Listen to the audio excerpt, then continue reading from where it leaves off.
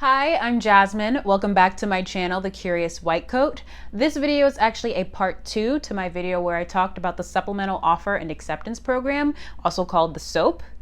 I'm going to be answering some frequently asked questions about the SOAP process and also explaining some things that you should know before going into it.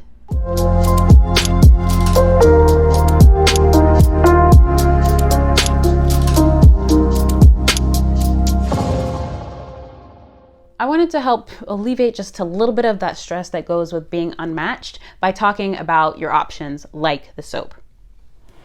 In your final year of medical school, you're going to start applying to residency programs. That process of applying and interviewing is going to happen from September to February.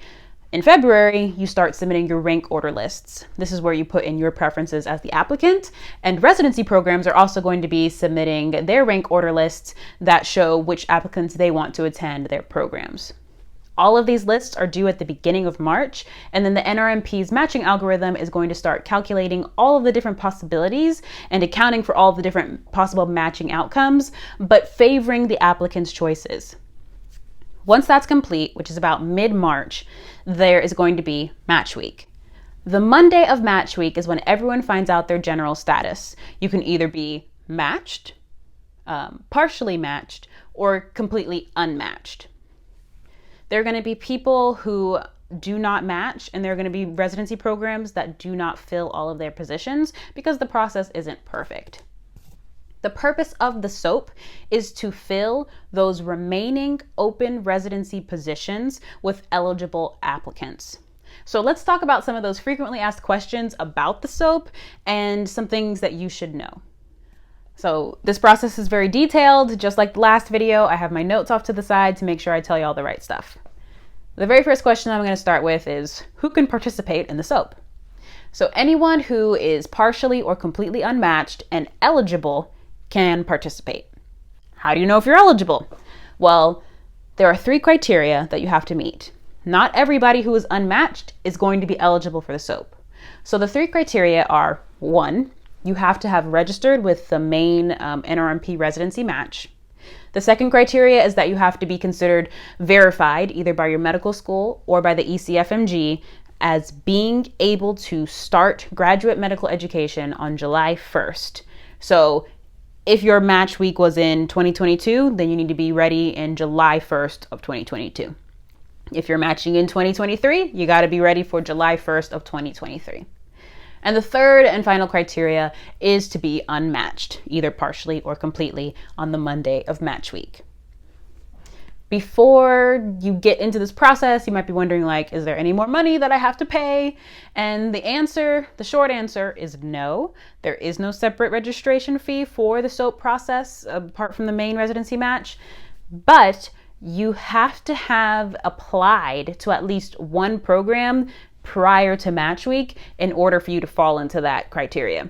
Otherwise, there can be fees that you have to pay extra for. So make sure you check on that because the deadlines vary from year to year.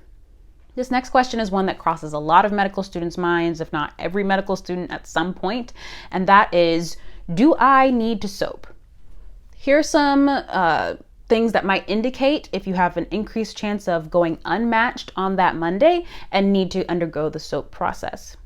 If you applied only to highly competitive specialties with very low match rates, you're going to have an increased chance of not matching. If your application does not meet that criteria of what is considered to be a competitive applicant for a particular specialty that you applied to, you have an increased chance of going unmatched.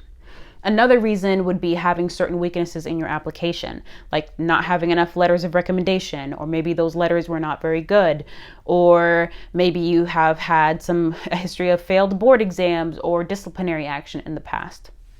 Another reason would be having a rank order list that is too short. How can your rank order list be too short? Let's say you went to 20 interviews, but you only ranked 3 programs. That would be a reason if you just didn't have enough places that you ranked. Another reason would be not getting enough total interviews. So if you received no interviews throughout the process, then you are going to go unmatched on that Monday because no one was able to rank you and you're not able to create a match list.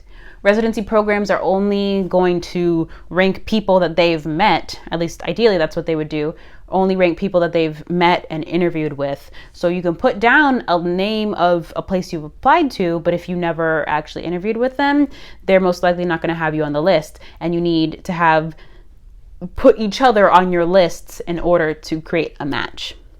According to the AMA, the specialty that fills the most positions using the SOAP is categorical internal medicine, and number 2 is categorical family medicine.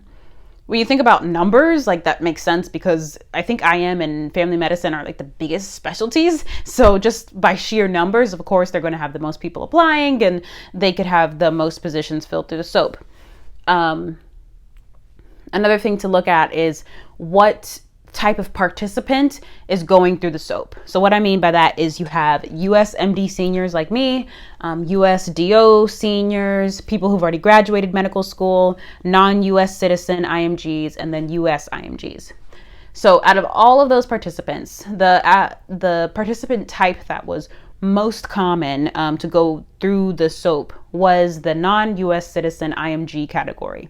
The second most common category was US citizen IMG, and the third most common category was US allopathic senior. After going through the entire SOAP process, about 18% of the non-US citizen IMGs that participated ended up getting an accepted position at the end of SOAP. Out of all of the US seniors, the US allopathic seniors that participated in the SOAP, a little over 50% of them had an accepted position by the end of it.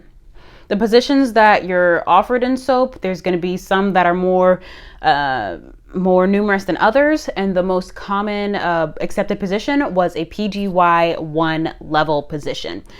Keep in mind, if you are completely unmatched and you only get a PGY1 position in the SOAP, you're still going to have to apply again in the next application cycle to get that advanced position. Let's talk about the SOAP process. Everything is going to be conducted through the R3 system. Your school may have a designated area that they want you to go to in order to go through the SOAP for all the different days of the week. I go into way more detail about this process in my other videos, so I won't hit all of those details now, but I will say that the schedules can change from year to year, so just be aware of that. In general, SOAP begins on that Monday when everyone finds out their match status. There's going to be days designated to working on your application, days where you're going to be in communication with programs, and then also interview days. SOAP ends with the different rounds of acceptances or offers, and then you choose whether or not you want to accept them. There's a deadline that's set where if you don't accept or decline an offer, it goes into the expired tab. All offers that are expired or that you decline, you cannot see again. They don't get extended to you again. And any offer that you accept is a binding commitment, just like in the main residency match. Who can help me during the SOAP? Many medical schools serve as representatives for their students and graduates. You'll want to at least be in contact with your medical school because they have so much access to information. The NRMP actually makes a SOAP schools report that is generated in real time so that medical schools can track their students and graduates. The school should at least have a process for how to handle the SOAP because their goal is to get their students matched into residency positions. You can reach out to people who've gone through the process before, mentors, especially those in the specialty that you're trying to apply to, because they can give you very specific advice. Inside the Match a Resident, the AAMC, all of those are very valuable resources. And the NRMP actually has manuals on how to navigate its R3 system during the SOAP process. When can I contact programs? Applicants and their representatives are not allowed to contact programs until that program has contacted them first. Residency programs are not allowed to communicate with applicants until they have received their application. So it just keeps things fair. Should I use my SOAP application to reapply to programs that were on my rank order list?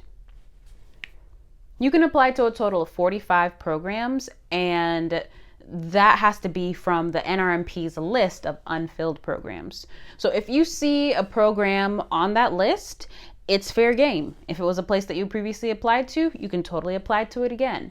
However, I will say that you should consider this. The main residency matches algorithm is supposed to favor the applicant's choices. So if an applicant ranks a program, especially if they rank it very high on their list, the algorithm is going to try to give the applicant its top choices. So at the end of all of this, if that program is still unfilled, it's likely that the program didn't rank that applicant at all because they didn't see that applicant as a good fit for whatever reason in their program. And I'm not sure how much that would change during the SOAP process. So I think you should be strategic about where you're choosing to apply. Does having to SOAP mean that I'm not going to match? I would say no, because the purpose of the SOAP is to fill unfilled residency positions. Yes, it favors the residency programs, but someone has to match into those positions. So there are people who are going to go through SOAP and they are going to find positions.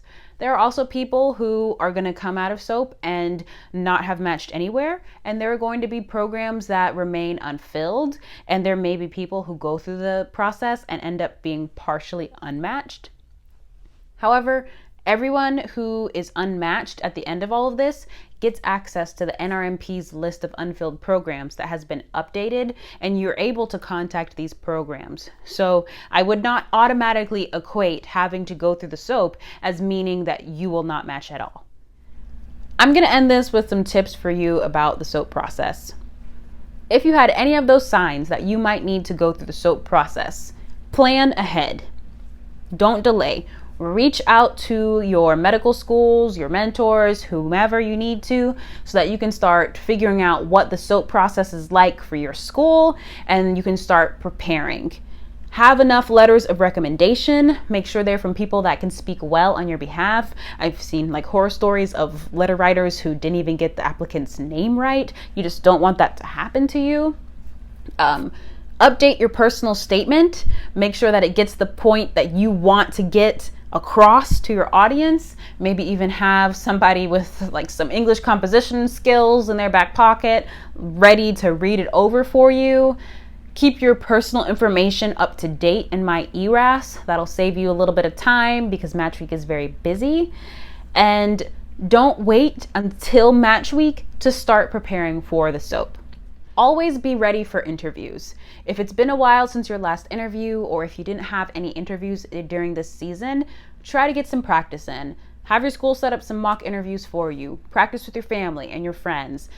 Get used to that experience and go through the general interview questions that everyone should know. Network and build connections so that in case things don't work out, you can have a job opportunity or chances to do research and strengthen your application so that you can apply again in the next cycle. Look for unfilled positions prior to Match Week. So Frida, Find a Resident, Inside the Match, Match a Resident, there's a bunch of different sources that you can look for. I know that Inside the Match posts all of these unfilled positions all the time throughout the interview season, so you will have access to that before the SOAP week begins. Try to get some hands on deck to be able to help you out with the different errands that you'll need to run because it's a very busy week. If you have any more questions about the SOAP process, you can ask me in the comments, and you can also explore some of the links that I put in the description box. Thank you so much for watching. Subscribe to my channel, The Curious White Coat, so that you can keep up to date with all of my latest videos, and I'll see you later. Bye.